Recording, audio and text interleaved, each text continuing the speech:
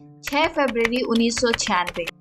10 वर्षीय Jack Ramsay नाम का एक लड़का अपने घर से अपने स्कूल जाने के लिए सुबह 7:30 बजे निकला, पर वो उस दिन स्कूल कभी नहीं पहुंचा और ना ही लौटकर घर वापस आया। जब जैक रामसे की खोज शुरू हुई तो उस दिन बहुत सारे लोगों ने उसे देखना स्वीकार किया, पर चौंकाने वाली बात यह थी कि पुलिस को इस केस में कोई भी गड़बड़ी नजर नहीं आई और आगे जाकर अदालत ने भी जैक रामसे की मौत को नेचुरल मौत बोलकर इस केस को क्लोज कर दिया।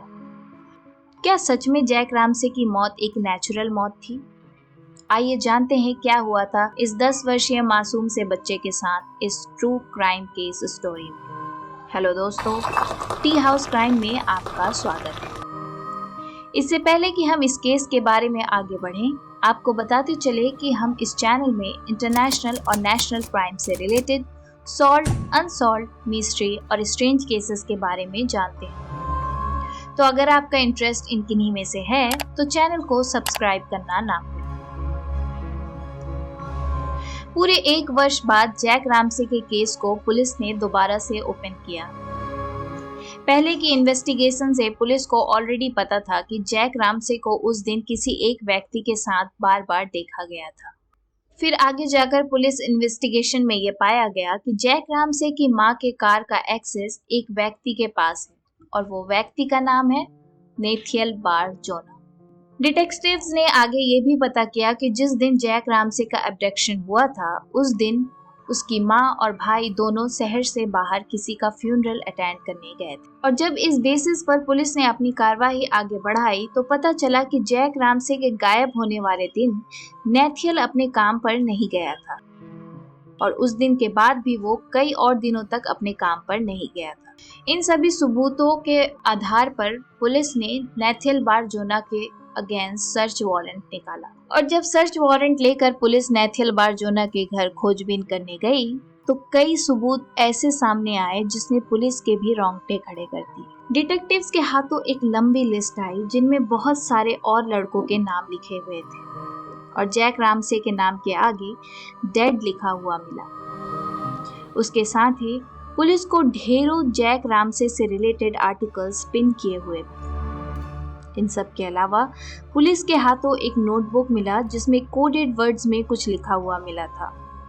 2 महीनों के बाद जब उस कोड को डिकोड किया गया तो डिटेक्टिव्स ने पाया कि उस नोटबुक में बार जोना ने अपने विक्टिम्स के टॉर्चरिंग और उन्हें मारने के बाद उन्हें खाने के बारे में लिखा हुआ था।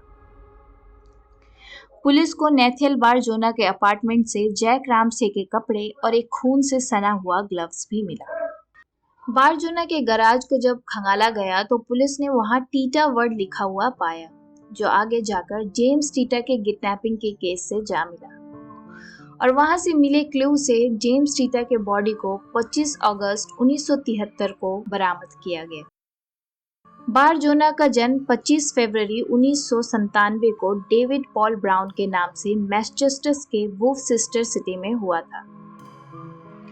उनके टीचर्स के अनुसार बहुत ही कम उम्र में बार जोना अपने घावों को तब तक छेड़ता रहता था जब तक उस घाव से वापस से खून नहीं निकल जाते और जब खून निकल जाता तो बार जोना उन घावों में से अपने खून को चाटकर साफ कर देता। उसकी इस हरकत को देखकर टीचर्स ने उसकी मां से शिकायतें की, पर शायद बार जोना की मां को उस वक्त ये नहीं लगा था कि उनका बेटा आगे जाकर हैवानियत की सारे हदें पार कर जाएगा। आगे जाकर मात्र 7 साल की उम्र में बार जोना ने एक 5 वर्षीय लड़की को बहाने से अपने बेसमेंट में ले गया। वहां उसने उस लड़की का गला घोंटकर हत्या करने की कोशिश की, पर उस लड़की की चीख पुकार सुनकर बार जोना की मां बेसमेंट में आई और उस लड़की को अपने बेटे के चंगुल से छुड़ा लिया और एक बार फिर उसकी मां ने बार जोना को डांट टपट कर मामला रफा दफा कर दिया। शायद बार जोना की मां को अब तक एहसास ही नहीं हुआ था कि उनका बेटा किस रास्ते की ओर आगे बढ़ रहा है और सिर्फ डांट डपट कर अब उसे काबू में नहीं किया जा सकता था।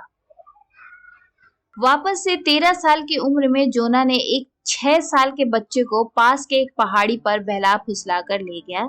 वहां उसके साथ अपने घिनौने अपराधों को अंजाम दिया और फिर उसकी हत्या कर दी। अब तक किसी को भी उसके अपराध के बारे में खबर नहीं थी। वक्त बीतता गया और बार जोना अपने हाई स्कूल में आ गया। हाई स्कूल में आते ही मानो उसके अपराधों को किसी ने पर लगा दिए। इस बार उसने एक पुलिस ऑफिसर बनकर 8 साल के रिचर्ड ओ कॉनर नाम के एक बच्चे को अगवा किया, उसके साथ सेक्सुअली असॉल्ट किया और फिर उसकी गला घोंटकर उस कार में ही हत्या करने की कोशिश की। पर पास के एक नेबरहुड में रहने वाले इंसान ने पुलिस को इसकी खबर दे दी, जिसके चलते बारजोना ने उस लड़के को कार से बाहर फेंक दिया और फिर वहां से फरार हो गया। अपने ग्रेजुएशन के कुछ दिन पहले उसने फिर से एक 9 वर्षीय लड़की के साथ सेम वही अपराध को अंजाम दिया, पर उस लड़की के उल्टी करने की वजह से उसने उसे वैसे ही कार से बाहर फेंक दिया। एक विटनेस ने उसके कार के नंबर प्लेट से पुलिस को इन्फॉर्म किया और फिर पुलिस ने उसे गिरफ्तार कर लिया। पर 1976 मई को प्रोबेशन पीरियड में उसे जेल से रिहा कर दिया, जो कि चौंका देने वाली बात थी। और ऐसा पुलिस ने क्यों किया, इस बात का खुलासा बाद में जाकर हुआ। पुलिस के अनुसार उसे इसलिए पैरोल पर छोड़ा गया था क्योंकि पुलिस के पास कोई भी ठोस सबूत नहीं लगे थे। प्रोबेशन पीरियड में बाहर आते ही 7 बारजोना ने अपने अपराधों को फिर से अंजाम देना शुरू कर दिया और एक के बाद एक कई बच्चों को अपने हवस का शिकार बनाया।